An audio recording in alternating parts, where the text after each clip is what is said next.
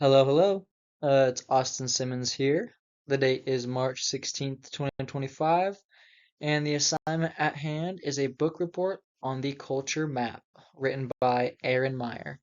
This is for my international business class, and let's commence. So, just to get a quick overview, the book is primarily focused on international, studies. The culture map focuses on unique avenues in which differing cultures operate through a variety of scenarios. The book discusses international business principles based around leadership, negotiation, and team collaboration. What I got out of this was an additional perspective I had yet lacked prior to reading this book. I think it's been really helpful thus far, and I'll give some more examples pretty soon on why it has really opened my mind up. Book and author summary. Okay, so Aaron Meyer is an American-based author and professor focused on the studies of global business operations. I believe she's been pursuing this for quite some time, based on her actual book I read myself and some brief Wikipedia studies on her personal bio. The book, of course, The Culture Map, has gained a lot of popularity and relevance to mainstream media, even leading to a Netflix show actually based around the same ideas and topics of international business.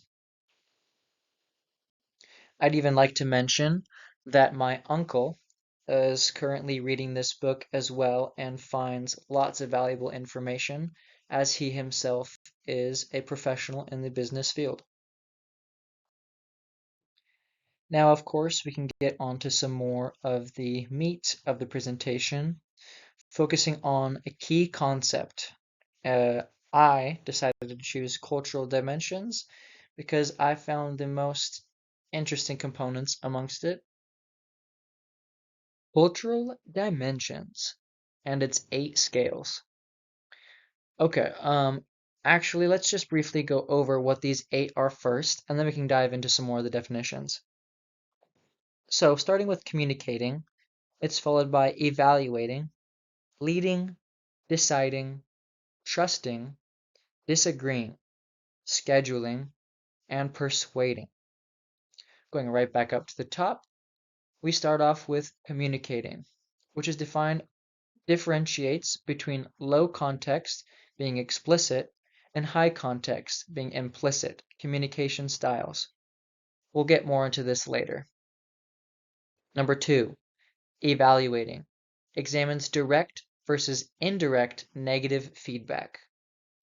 Number 3, persuading discusses principles first versus applications first reasoning. Number 4, leading compares egalitarian versus hierarchical leadership styles. Number 5, deciding contrasts consensual versus top-down decision-making process. A lot of different cultures, as a side note, have totally different takes on leadership styles and top-down decision-making processes, especially over in the Middle East. Number 6, trusting differentiates between task-based and relationship-based trust. This is a fun one because trust can either come from proving you can do your job well as a professional or a relationship built on individuals knowing each other. Number 7, disagreeing looks at confrontational versus avoidant approaches to disagreement. This essentially evaluates the pros and cons to disagreeing certain ways. And lastly, scheduling compares linear time versus flexible time approaches to scheduling and time management. On to the next component of this presentation, cross-cultural communication. Meyer really wants to emphasize the importance of understanding and adapting to different communication styles, This, of course, plays a huge role in my own personal life, as there are many components where I do have to adapt my communication style, whether that is in the classroom, the business field, at work, or straight on the soccer pitch. It just enhances effectiveness in overall international business. But the most important aspect in international business is knowing how to communicate business. Understanding cultural differences enhances communication in a global business environment. Japan, as an example, is a highly traditional and honor-based country. Their business operations reflect this. When given an assignment in class, my group was tasked with portraying this imagery.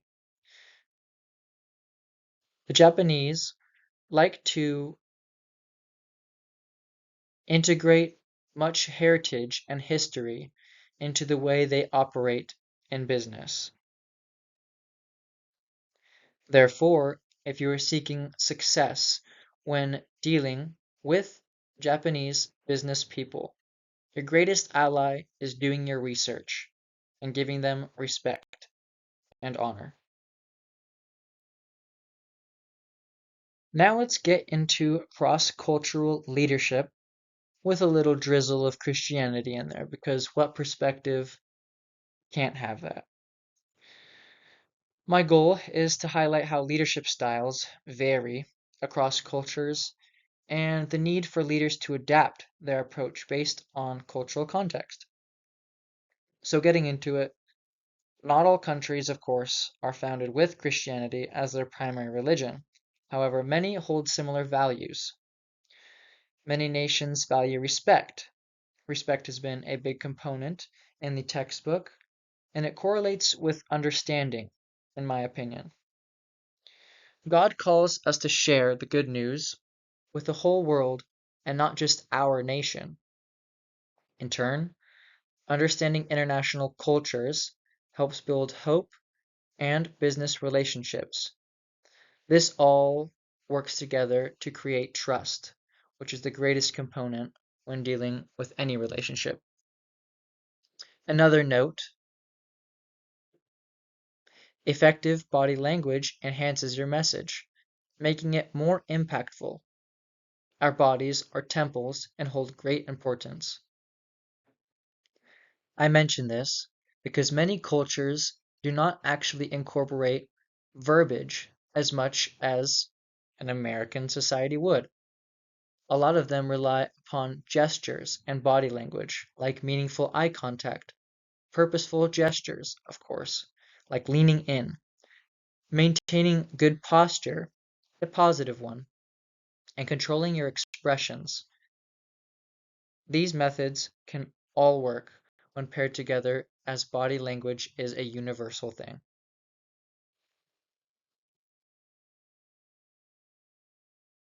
International business integration. This component taught me how to adapt by way of interaction. I've now understood different techniques of negotiating, and I also learned the benefits of a diverse team. All three of these through the goals set in class and the processes of working through them in our assignments. Now getting into one of my favorite components, the critical analysis. I think that this part really encourages readers to critically evaluate their own cultural biases and assumptions. Not that there's any problems in that, however, it limits your viewpoint, and it helps develop a more nuanced understanding of cultural differences. The Culture Map book is full of insightful knowledge. However, without in-person interaction, studies cannot be proven effective. Next, the world is always changing, and events may happen internationally that affect nations' cultures. This book lacks real-time updates regarding international events as well, limiting its current relevance. Just like politics or wars impacting business and culture, This happens consistently and is something we need to be mindful of. But of course, that's where adaptability comes in. Next up, we have communication styles. Communication styles provide strategies for applying cultural insights to improve cross-cultural interactions and business outcomes. Shown to the right is a brief example of the discussed nations and their method of business, discussed being cultures selected in class. On the left is the American flag, representing the direct type of communication used in the States. In the middle, we have a high context culture of Japan, as mentioned before. Lastly, indirect, represented by the United Arab Emirates. To summarize all of this, my conclusions and takeaways are that it's necessary to seek cultural insight to succeed on an international level. It's good to reflect on our preset practices, hopefully eliminating any cultural biases. Use humble adaptability. Pursue diversity. And lastly, understand explicit and implicit communication styles. Sometimes it's not all about what we say, but how we deliver it and what we do. Thank you for this opportunity to present, and I hope you have a great day.